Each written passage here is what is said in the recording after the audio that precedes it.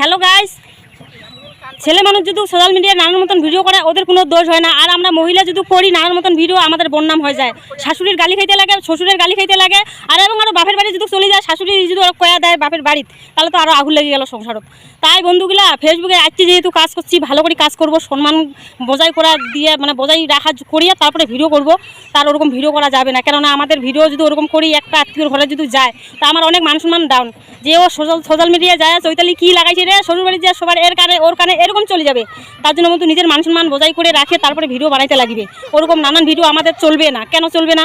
আমার তো সবাই ছেলে মেয়ে সব আছে। যখন আমার ভিডিও দেখলে পরে ছেলে মেয়ে দেখলে তো অবশ্যই মোবাইল তো সবাই চালায় এখন না, সবার হাতে হাতে মোবাইল আছে।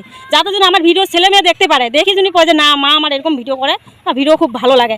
আর খারাপ ভিডিও যদি দিয়ে থাকি মানে সামনে তোর মোবাইলের সামনে পড়লে পরে মন ওরও তো বন্ধু বান্ধব থাকবে না, তখন মনটাও কাঁচা হয়ে যাবে যে মা তোমাদের এইগুলা কাজ সোশ্যাল মিডিয়ায় কাজ করতে লাগবে না, তোমরা আর ভিডিও বানা বন্ধ করে দাও, ডাইরেক্ট এরকম বলবে।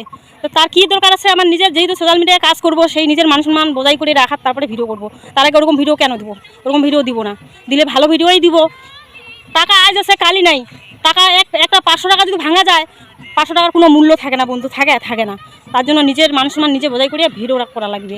যে সোশ্যাল মিডিয়ায় একটি মনে হচ্ছে পয়সার জন্য এরকম ভিডিও করব, সেটা কোনো ইয়া না। নিজের মান সম্মান বজায় করিয়া তারপরে ভিডিও করো, সবাই দেখুক ভিডিও দেখে যদি সবাই খুশি পায় যে এরকম ভিডিও কোয়ালিটির করে আমার মেয়েও একদিন